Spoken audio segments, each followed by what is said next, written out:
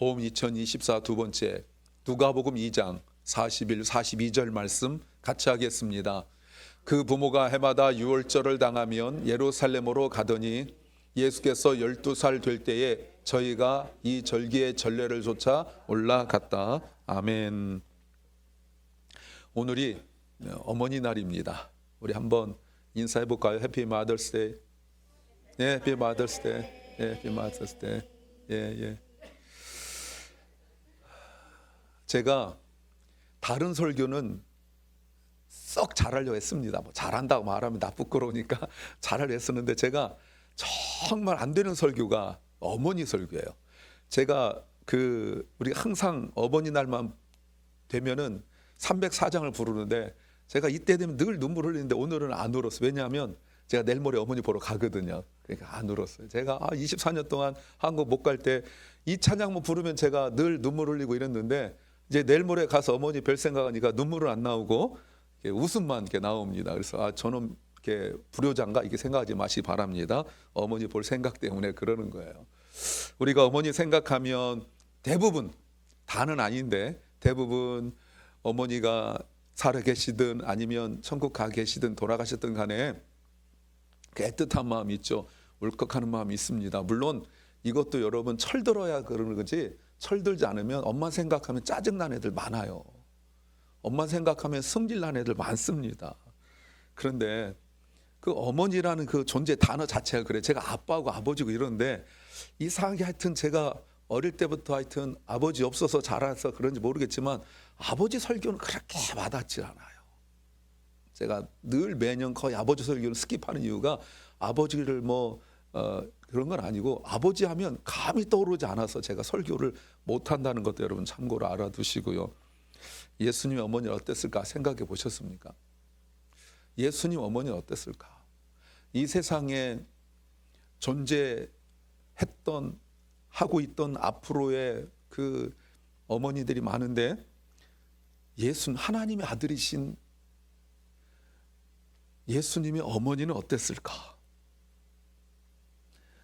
지금도 한 번도 반복할 수 없는 단 한 번의 사건, 처녀가 성령으로 임신하여 처녀로 동정녀죠 아이를 낳은 단 하나의 여성인 예수님의 어머니는 어떤 어머니였을까? 제가 사실 이거 굉장히 오랫동안 생각해 봤어요. 성경에 보면 예수님과 예수님 어머니에 대한 이야기가 거의 나오지 않습니다. 오늘 본문 딱 한 번밖에 안 나와요. 더군다나 오늘 본문을 앞에 보면 누가복음 2장 시작하면서 예수님에 관한 이야기가 나오는데 첫 번째가 예수님 태어난 것, 그리고 난지 8일 만에 성전 올라가서 할례 받은 것, 그리고 오늘 본문이에요. 더군다나 12살 때 이야기입니다. 오늘 본문 41절 보세요. 해마다 6월절이면 예수님의 부모는 예루살렘 올라갔습니다. 자, 여러분 굉장히 중요한 이야기예요.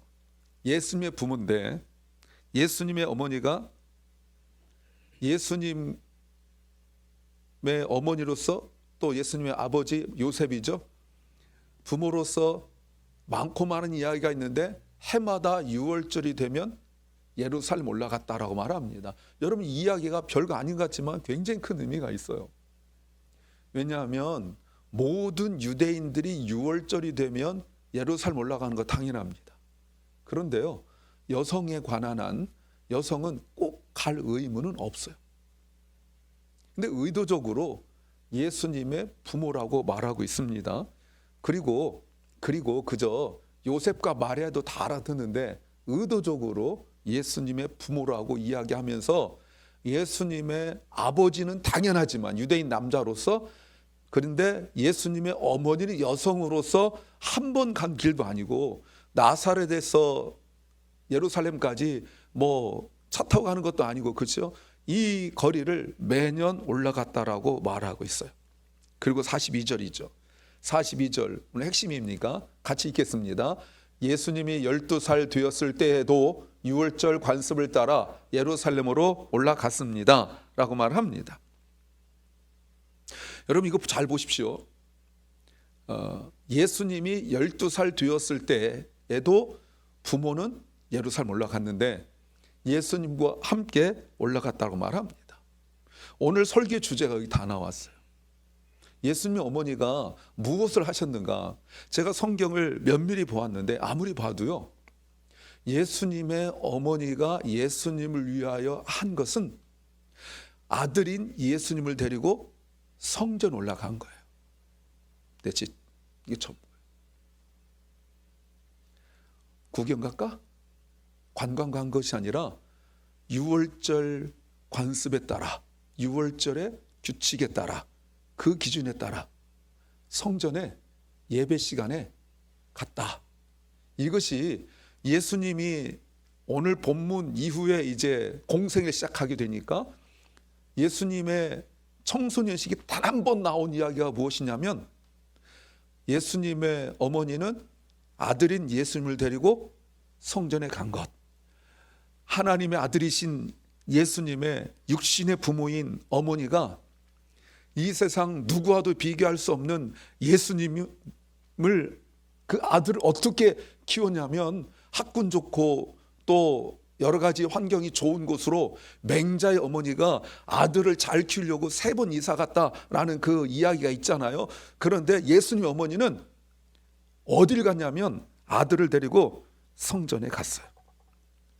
예수님의 어머니, 이 땅에 가장 존귀하신, 이 땅에 누구와도 비교할 수 없는 가장 존귀하신 분의 어머니로서 하나님의 아들이신, 육신을 입고 이 땅에 오신 하나님의 아들이신 그 분의 어머니로서 이 아들을, 하나님의 아들인 줄 알으니까 이 아들을 좀 더 조직적이고 체계적인 교육을 시켜서 프라이빗 스쿨 사립학교 보내거나 아니면 어떤 좋은 훈련 코스를 가서 밟게 하여서 네가 하나님의 아들이니까 너는 잘 훈련돼야 돼, 이렇게 해서 스포츠 클럽이나 취미 클럽 이런 데 데려다니지 않고 성전 데리고 다녔어요. 이게 이 땅에서 가장 존귀하신 분의 어머니가 하신 일이에요. 사실은요, 의도주 12살 말이 굉장히 중요합니다. 왜냐하면 이스라엘 유대인 남자는 13살 성인이거든요. 13살 때 성전 올라가는 의무가 있는데 12살을 갈 필요 없어요. 그런데요, 12살 때 예수님의 어머니는 이 아들을 데리고 다른 곳 가지 않고 성전에 갔다라고 말합니다. 이것이 전부예요. 어떻게 생각하세요? 그래도 하나님의 아들인데 뭔가 있지 않을까? 제가 아까 뭐 스포츠 클럽 보냈다 뭐 이렇게 말하니까 2000년 전이라고 말하지만 여러분, 이 시대가 우리가 이것만 봐서 그렇지 로마가 지배하던 때예요. 그때 보면 좋은 교육과 좋은 선생님과 이런 제도가, 교육 제도가 굉장히 좋았습니다. 학교도 좋은 데 많았습니다. 예. 벌써 그때 당시만 하더라도 사교육 비롯하여서 이런 것들이 많았습니다. 아무리 부모가 돈이 없어도 이 아이가 보통 아이입니까? 이 아이가 보통 아이란 말이에요. 성령으로 잉태하고 동정녀 처녀로서 낳은 이 아들이 보통 아들이냐 이 말입니다. 근데 이 아들을 정말 빚을 내서라도, 빚을 내서라도 이 아들을 위한 특별한 교육을 시켜야 되잖아요. 당연하잖아요. 그런데 물론 가난했어요. 이 바로 앞에서 예수님 할례 받을 때 보면 가난했기 때문에 비둘기밖에 드릴 수 없었어요. 물론 그렇지만 그럼에도 불구하고 빚을 냈어라도 이 아들은 좀 더 특별한 교육을 시켜야 되지 않느냐 이 말입니다. 어느 쪽으로 실력을 발휘할지 모르니까, 잠재성이 있을지 모르니까 그럴 것 같은데, 예수님 어머니는, 예수님 부모는 이 아들을 성전 데려간 것이 전부예요. 물론 법적인 나이 13살 되기 전에 데리고 갔어요. 하나님의 아들인 예수 그리스도를 위하여 해준 것은 아들을 성전에 데려간 것뿐이다 라고 말합니다. 좀 더 디테일하게 정확하게 자세히 말씀드리면 유월절 예배 시간에 맞춰서 다른 곳이 아닌 성전에 데리고 간 것이 전부예요. 물론 부모가 항상 성전에 예배하러 갔죠. 그래서 정리해 보니까 41, 42절을 정리해 보니까 한 4가지 정도가 나와요.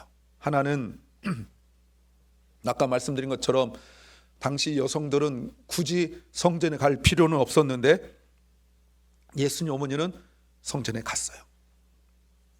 예배를 사모하는 사람이었어요. 예배를 드리고 싶은 사람이었어요. 또 당시에는 대제사장들이 자격이 없었어요. 돈 주고 로마 정부에 돈 주고 대제사장 직분을 샀어요. 얼마든지 비난할 수 있어요. 안 갈 수 있어요. 그런데 갔어요. 당시 대제사장들이 타락했어요. 예수님께서 공생애를 시작하시고 성전을 2번이나 장사하는 사람들 내쫓을 정도로 성전은 아주 타락한 곳이었어요. 예수님이 내 아버지 집이 강도의 본부가 되었다, 강도를 만들어내는 그런 데가 되었다라고 하실 정도로 타락한 곳이었어요. 그럼에도 불구하고 예수님 어머니는 예수님을 데리고 성전에 데리고 갔어요. 더군다나 13살 성인이 되기도 전부터, 아주 어렸을 때부터 성전에 데리고 갔어요. 무슨 얘기하는 겁니까? 예수님 어머니는 예배 자체가 중요했어요. 성전 자체가 중요했어요. 환경, 여건, 상황 이러지 않았어요. 얼마 전에 미국 에서 나온 통계인데, 아이들이 부모의 뒷자리에 앉아 있다가 믿음 다 잃어버린다, 이런 통계가 우리 한인들만 있는 게 아니더라고요. 미국 부모들도 똑같아요. 얼마나 할 말 많겠어요, 여러분. 성전에 로마 군인들이 있죠. 성전 경비대 있죠. 제사장들 타락했죠. 돈만 밝히죠. 하는 그런 모습들 보면서, 또 헤롯 성전은 건축하고 막 이런 모습들 보면서 부모가 교회에 대하여, 성전에 대하여 얼마나 할 말 많겠어요. 그런데 성경 어디에 봐도 부모들은 그런 얘기하지 않고 아들 예수를 데리고 성전에 데리고 갔어요. 여러분 혹시 이렇게 착각하고 있는 거 아닙니까? 그래도 예수님이 하나님 아들이니까 시간 지나면 믿음 갖고, 시간 지나면 자동으로 자기가 뭔가 깨닫고 이래서 하나님을 할 거라고 착각하는 거 아닙니까? 여러분, 예수님도 하나님이셨지만 인간이었어요. 예수님도 글자를 배웠어야 됐고 성경을 배웠어야 됐어요. 훈련을 받았어야 됐어요. 그런데 이것을 알고 있는 부모가 내버려 둡니까? 부모로서 해줄 것이 얼마나 많고 정말 뭐든지 해주고 싶은데 부모가 해준 것은 아들을 데리고 성전에 간 것이 전부였어요. 이날 올라갔다가 내려가는데 아들을 잃어버렸어요. 참 인간적이죠.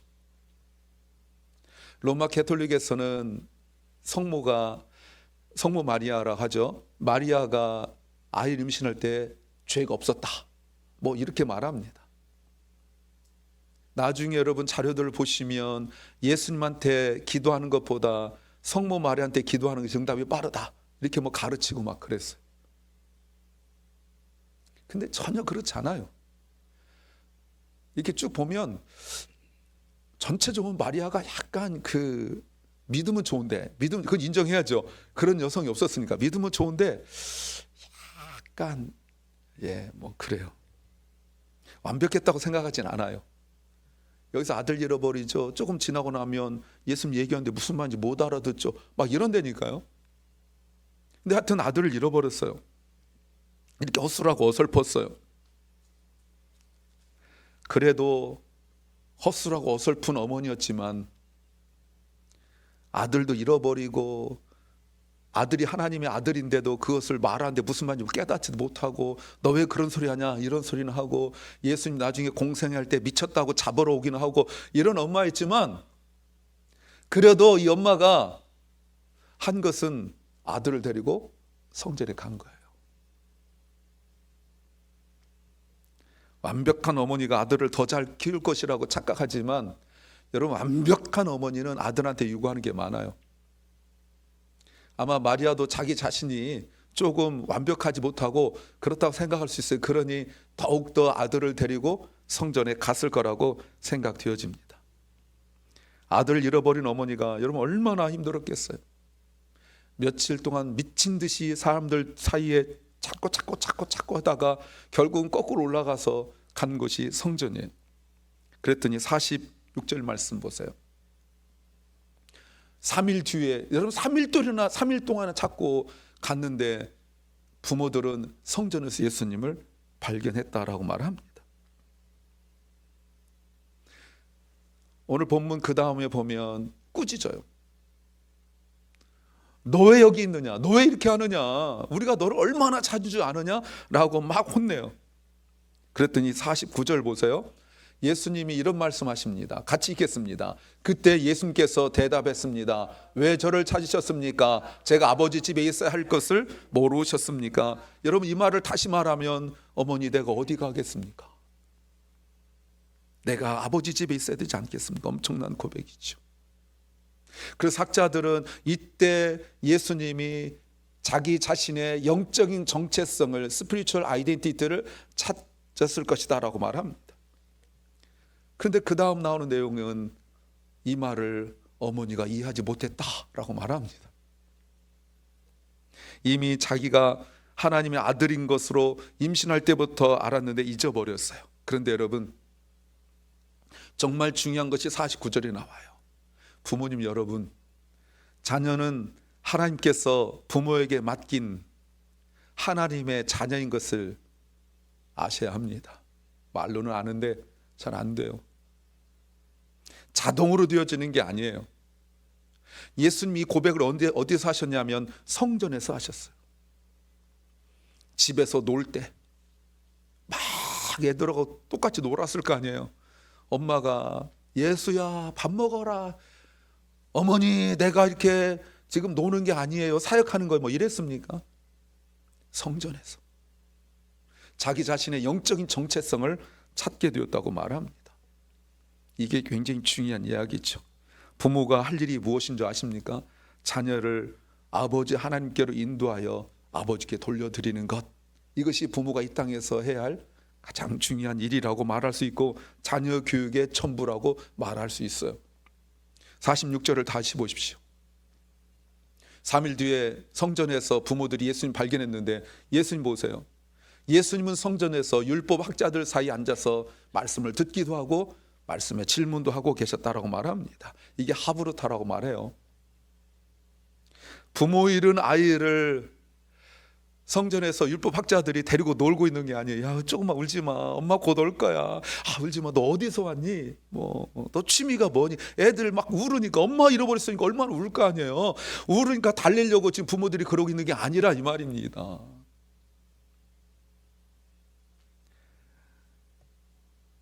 아들은 성전이 아버지 집이라고 고백해요. 왜 다른 곳에서 나를 찾습니까? 내가 아버지 집에 있는 것을 왜 이상하게 생각하십니까?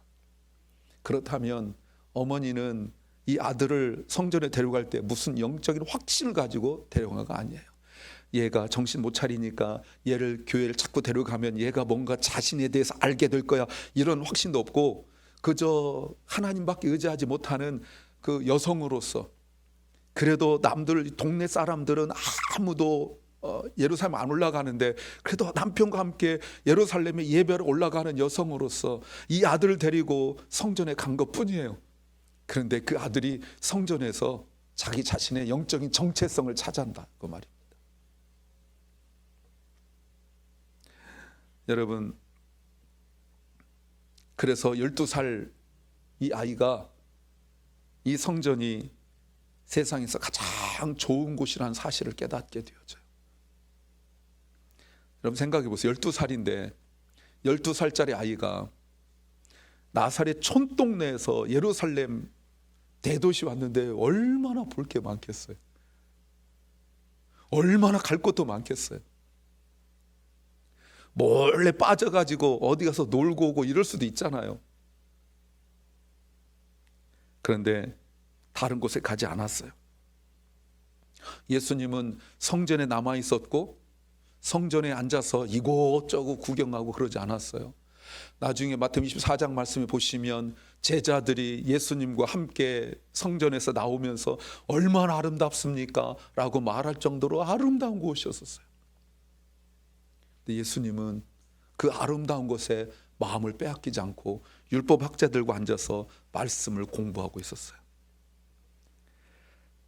예수님은 부모가 가르쳐주지 못한 말씀에 대한 궁금함을 해결하고 있었다고 생각이 되어집니다. 사실 부모가 아버지가 목수이고 어머니는 아까 말했지만 그렇게 완벽한 분은 아닌 것 같고, 그리고 많이 배운 분들이 아니기 때문에 예수님이 자신이 하나님의 아들로서의 그 영적인 정체성을 막 찾아 나갈 때 성경이 궁금한 게 굉장히 많았을 거예요. 그런데 그것 때문에 엄마 아빠 무시하거나 얕보지 않습니다. 그리고 이렇게 왔을 때, 율법학자들 만났을 때 본인이 궁금하고 또 원했던 말씀들, 또 알기를 원했던 말씀들을 율법학자들과 나누고 있었어요. 그동안 궁금한 것들 잘 기억했다가 율법학자들 만나게 되어지니까 지금 율법학자들에게 말씀을 묻고 있어요. 사랑하는 여러분, 어머니로서, 부모로서 자녀들에게 해주고 싶은 거 많을 걸 알아요. 근데 정말 중요한 것 놓치지 마십시오.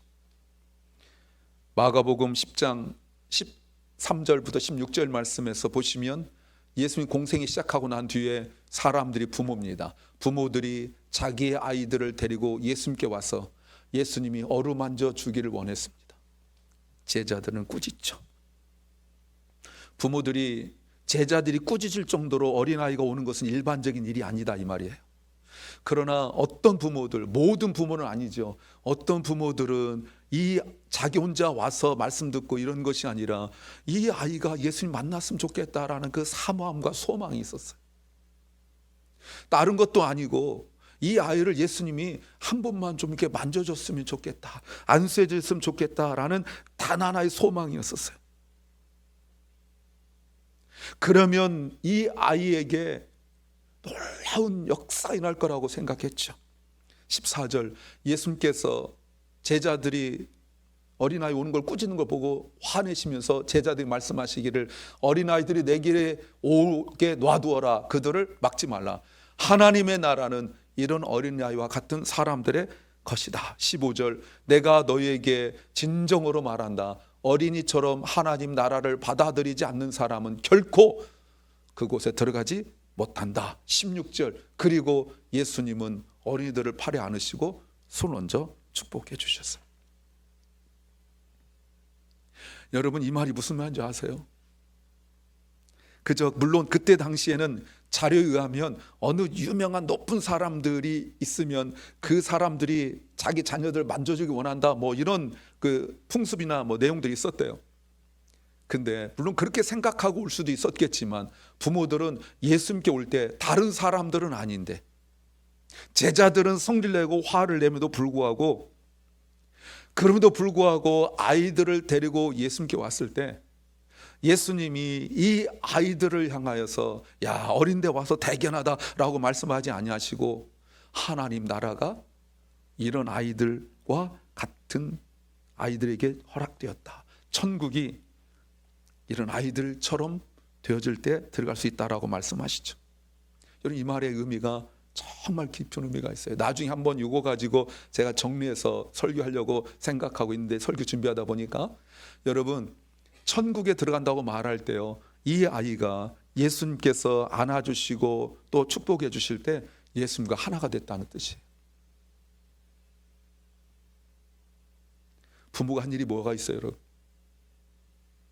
부모가 한 것은 아이들을 데리고 예수님께 온 것밖에 없어요. 그런데 예수님 뭐라고 말씀하셨냐면, 이런 아이들에게 주님께서 허락하신 것은 어린 아이기 때문이 아니라 주님과 하나됨으로 말미암아 천국의 하나님 나라에 들어갈 수 있게 되었다고 말합니다. 주님께서 이 말씀하실 때 사람들이 어떤 생각할까요?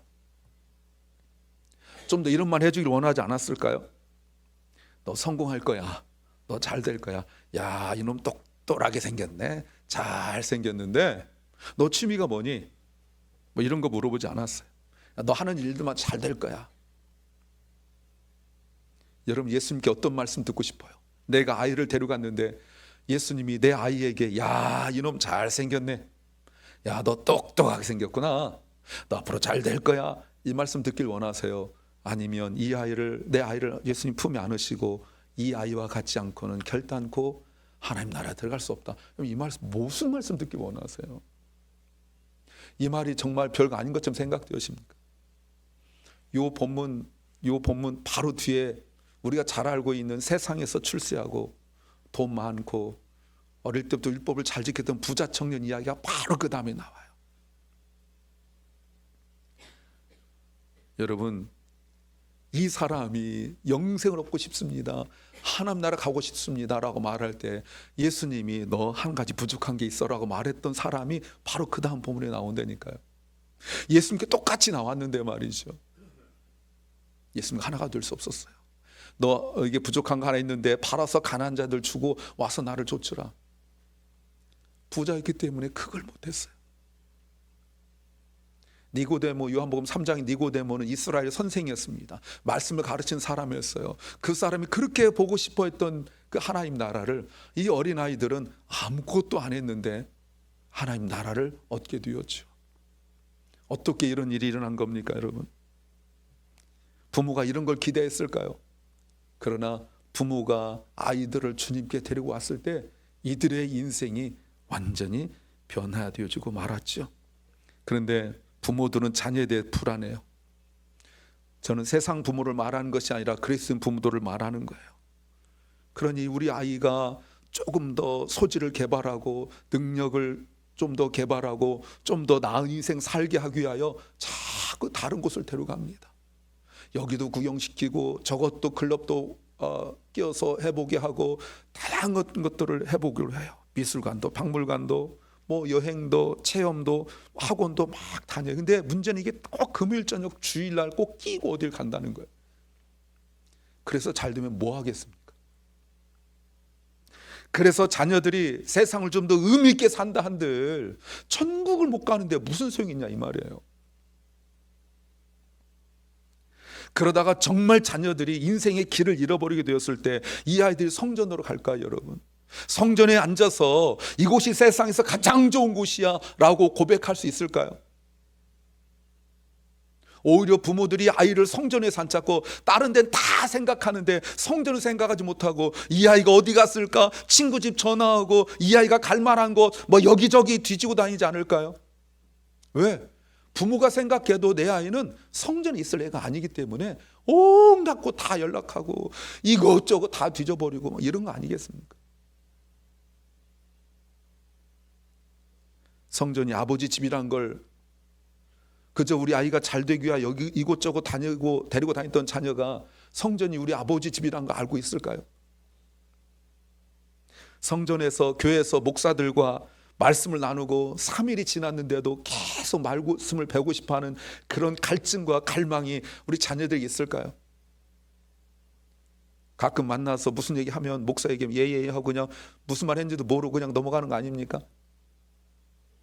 여러분, 이때 당시에 율법학자들이 물론 율법 자체의 내용은 잘 알았지만 영적으로 그렇게 뛰어난 사람들은 아니었단 말이죠. 자, 사진 하나 보십시오.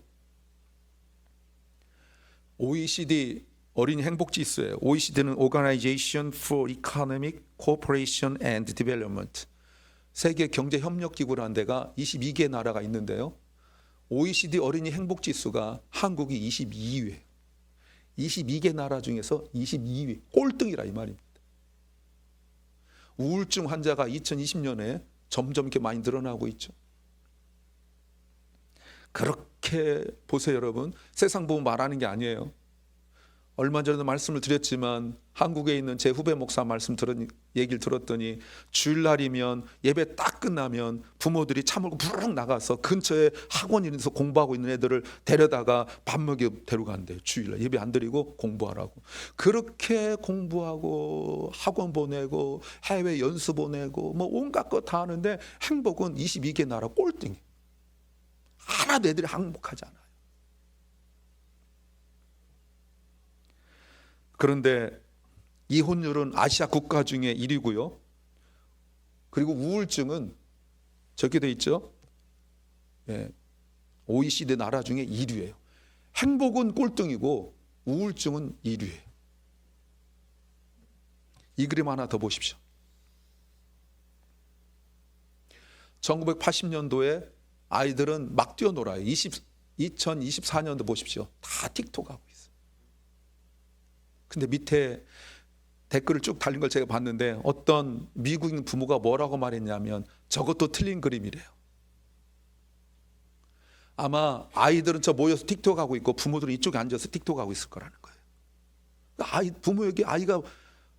부모가 아이들에게 보여줄 수 있는 게 휴대폰, 이렇게 이런 표현 줘서 고개 쳐박고 이렇게 한 거 보니까 애들이 똑같이 하는 거예요. 지난주 설교도 말씀드렸지만 요즘에 아이들이 선과 악을 대중매체, 영화, 게임을 통해서 알죠.